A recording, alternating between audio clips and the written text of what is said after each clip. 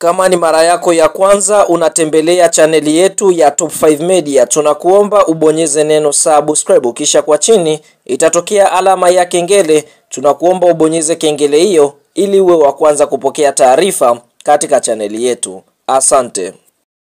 Yes, habari kubwa ya kimichezo ambayo tunakwenda kuichakata mezani siku ya leo ni kuhusiana na kile ambacho kinaendelea katika sekeseke ama sakata la mchezo wa Kariakoo Derby uliotakiwa kuchezwa tarehe 8 mwezi Machi mwaka 2025 majira ya saa 1:15 usiku kati ya kikosi cha timu ya soka ya Simba dhidi ya Yanga Sports Club, ambapo mchezo huu tunaona kwa upande mwingine uliweza kuahirishwa kutokana na kwamba klabu ya soka ya Simba kikanuni hawakufanya mazoezi tarehe 7 mwezi Machi mwaka 2025. Kwa hiyo bodi ya ligi kuu Tanzania bara wakaweza kuahirisha mchezo huu, lakini klabu ya soka ya Yanga Sports Club tunaona walienda uwanjani kwa ajili ya kwenda kucheza mchezo huu tarehe 8, lakini tunaona hakuna referee wala kiongozi yote wa TFF ambaye alihudhuria katika mchezo huu. Sasa kwa mujibu wa taarifa nilizopo ni kwamba bodi ya ligi kwa sababu waliahirisha na kusema kwamba wataupangia muda tena wa kuchezwa mchezo huu,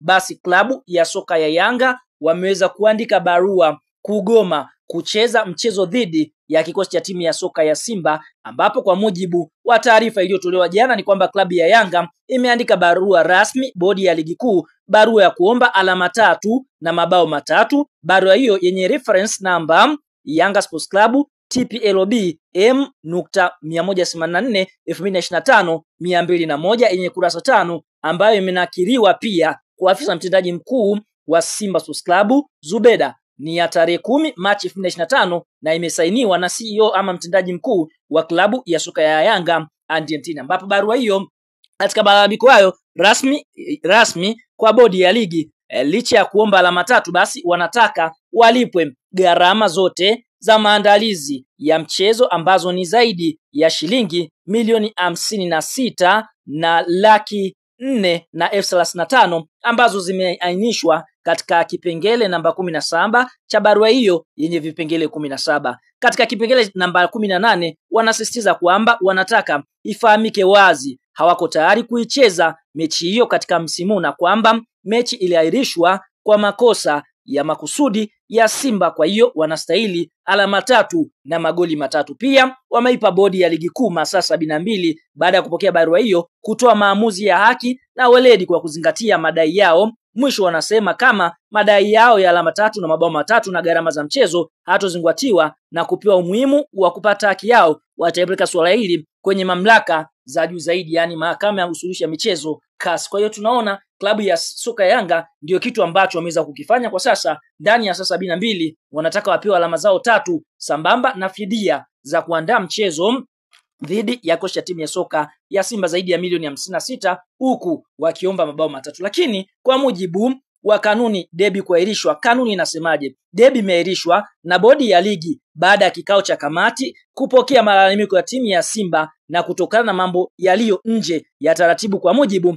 wa taarifa ya afisa usalama, hizi ndizo kanuni zilizopelekea bodi kuahirisha ligi. Kanuni namba 34 kifungu cha kwanza nukta 3, sababu ya dharura au na yenye msingi itakayokubaliwa na TFF ndio itapelekea mchezo kuahirishwa. Lakini sababu nyingine, mchezo wowote ulioahirishwa chini ya kanuni 34.1 utapangwa tena tarehe iliyoamuliwa na TPLB. Mamlaka ya kamati iliyoahirisha derby, kamati ya usimamizi na uendeshaji wa ligi TPLB, itashughulikia na kufanya maamuzi kwa masuala yote ya kiuendeshaji ambayo maamuzi yake hayatakatiwa rufaa kwenye chombo kingine cha maamuzi cha TFF kwa mujibu wa kanuni za ligi kuu. Kwa hiyo tunaona kamati ndiyo ambayo iliamua kuahirisha mchezo huu. Kwa hiyo Simba kwa hapa hawana kosa kwa sababu tayari walishapewa taarifa ya kutokwenda uwanjani. Kwa hiyo ndiyo maana ilipelekea mchezo huu kuahirishwa. Kwa mujibu wa taarifa ambayo tumeweza kuinasa ni kwamba bodi ya ligi kuu Tanzania bara kwa sasa wanajiandaa kutangaza tarehe ambayo mchezo huu utakwenda kuchezwa, na taarifa zinadai kwamba kuna uwezekano mkubwa mchezo ukapigwa ndani ya mwezi huu wa 3, ikisemekana kwamba kuna uwezo tarehe 18 ukachezwa, kwa sababu ya kile kinachodaiwa kutakuwa na mapumziko ya ligi. Kwa mujibu wa kalenda ya FIFA kutakuwa na mechi za kimataifa, kwa hiyo kuna uwezekano mkubwa mchezo ukachezwa kabla ya mapumziko, ambapo inakadiriwa kwamba huenda mpaka tarehe 18